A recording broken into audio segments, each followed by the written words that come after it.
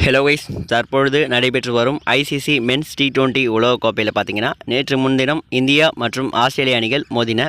இந்த போட்டியில் பார்த்தீங்கன்னா முதலாவதாக களம் கண்ட இந்திய அணி நிர்ணயிக்கப்பட்ட 20 ஓவர்களில் 205 ரன்களை குவிச்சிருந்தாங்க.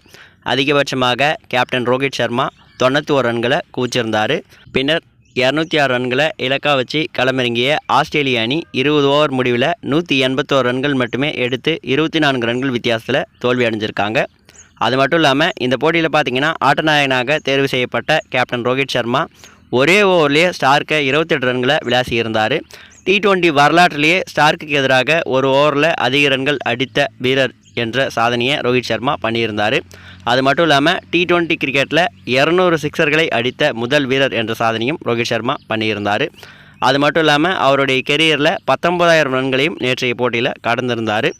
அது மட்டும் இல்லாமல் 4,561 ரன்களை குவிச்சு T20யில் அதிக ரன்கள் குவித்த வீரர் என்ற சாதனையும் ரோஹித் சர்மா தற்போது முதலிடத்தில் இருக்கார். அதன் பிறகு நேற்று நடைபெற்ற பங்களாதேஷ் மற்றும் ஆப்கானிஸ்தானுக்கு இடையான போட்டியில் பார்த்தீங்கன்னா முதலாவதாக களம் கண்ட ஆப்கானிஸ்தான் அணி 115 ரன்களை குவிச்சிருந்தாங்க.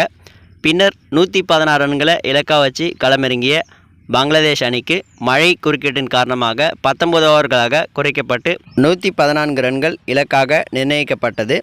இதை துரத்திய வங்கதேச அணி 105 ரன்களுக்கு அனைத்து விக்கெட்டுகளையும் இழந்து ஆப்கானிஸ்தான் அணி 8 ரன்கள் வித்தியாசத்தில் அபார வெற்றி அடைஞ்சது மட்டும் இல்லாமல் முதன் முறையாக T20 அரையிறுதிப் போட்டிக்கு தகுதி பெற்றிருக்காங்க.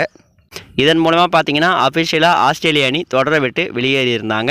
அதற்கு பிறகு பார்த்தீங்கன்னா ஆஸ்திரேலிய அணியுடைய அதிரடி ஆட்டக்காரரான டேவிட் வார்னர் ஏற்கனவே டெஸ்ட் போட்டியிலிருந்து தன்னுடைய ஓய்வை அறிவிச்சிருந்தார். இந்த நிலையில் பார்த்தீங்கன்னா தற்போது T20 கிரிக்கெட்லேருந்தும் அவருடைய ஓய்வை அறிவிச்சிருக்காரு. அதாவது பார்த்தீங்கன்னா கடந்த 2009 முதன்முறையாக ஆஸ்திரேலிய அணிக்கு சவுத் ஆப்பிரிக்காவுக்கு எதிராக களம் கண்ட டேவிட் வார்னர் கடந்த 15 வருடங்களாக ஆஸ்திரேலிய அணிக்காக பல வெற்றிகளை தேடி தந்திருக்காரு. 49 சதங்களை விளாசிய David Warner Matthew Hayden, Adam Gilchrist உள்ளிட்டோருக்கு இணையாக பேசும் அளவிற்கு உச்சத்தை தொட்டிருந்தார். அது மட்டும் இல்லாமல் 2015, 2023, 2021 T20 உலகக்கோப்பை மற்றும் 2023 டெஸ்ட் உலகக்கோப்பை உள்ளிட்ட போட்டிகளில் ஒரு அங்கமாக இருந்திருக்காரு.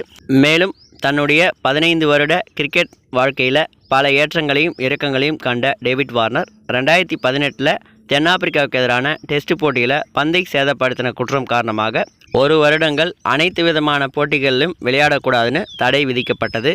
அதன் பிறகு மீண்டும் ஆஸ்திரேலிய அணியில் இணைஞ்ச டேவிட் வார்னர் திரும்பவும் அவருடைய சிறப்பான ஆட்டத்தை வெளிப்படுத்தி மீண்டும் தவிர்க்கவே முடியாத இடத்தை பிடிச்சிருந்தார்.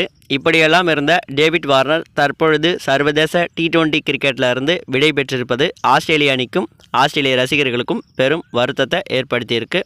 இதை பற்றி உங்களுடைய கருத்து என்ன அப்படின்றத மறக்காமல் கமெண்ட் பாக்ஸில் ஷேர் பண்ணுங்கள். மேலும் இந்த மாதிரி இன்ட்ரெஸ்டிங்கான விஷயம் தெரிஞ்சுன்னு நினச்சிங்கன்னா மறக்காமல் நம்ம சேனலை சப்ஸ்கிரைப் பண்ணிக்கோங்க.